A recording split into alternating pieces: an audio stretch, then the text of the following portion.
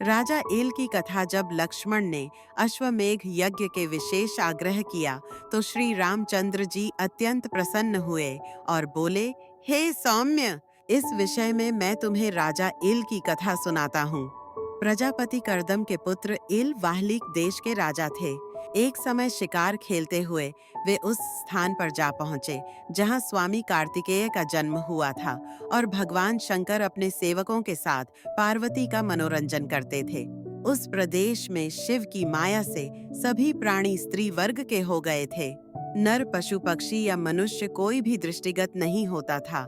राजा इल ने भी सैनिकों सहित स्वयं को वहां स्त्री रूप में परिणित होते देखा। इससे भयभीत होकर वे शंकर जी के शरणागत हुए और उनसे पुरुषत्व प्रदान करने की प्रार्थना करने लगे। जब भगवान शंकर ने उनकी प्रार्थना स्वीकार नहीं की तो उन्होंने व्याकुल होकर गिड़गिड़ाकर उमा से प्रार्थना की। इससे प्रसन्न होकर उमा ने कहा कि मैं भगवान शंकर की केवल अर्धांगिनी हूँ, इसलिए मैं तुम्हें तुम्हारे जीवन के केवल आधे काल के लिए पुरुष बना सकती हूँ। बोलो, तुम अपनी आयु के पूर्वार्ध के लिए पुरुषत्व चाहते हो या उत्तरार्ध के लिए? आइए। इल कुछ क्षण सोचकर बोले कि देवी, ऐसा कर दीजिए कि मैं एक मास पुरुष और एक मास स्त्री रहा करूं।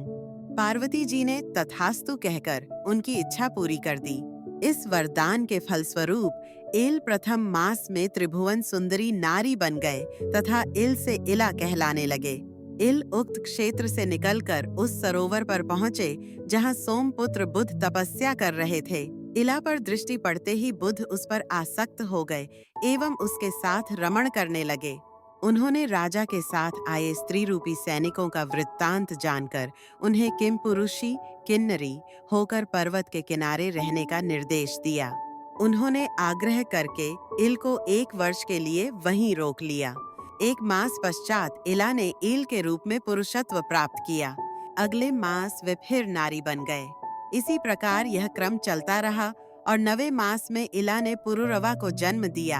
अंत में इल को इस रूप परिवर्तन से मुक्ति दिलाने के लिए बुद्ध ने महात्माओं से विचार विमर्श करके शिव जी को विशेष प्रिय लगने वाला अश्वमेघ यज्ञ कराया।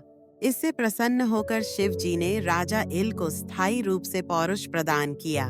श्री रामचंद्र जी बोले, हे महाबाहु, वास्तव में अश्वमेघ यज्ञ अमित प्रभाव वाला है।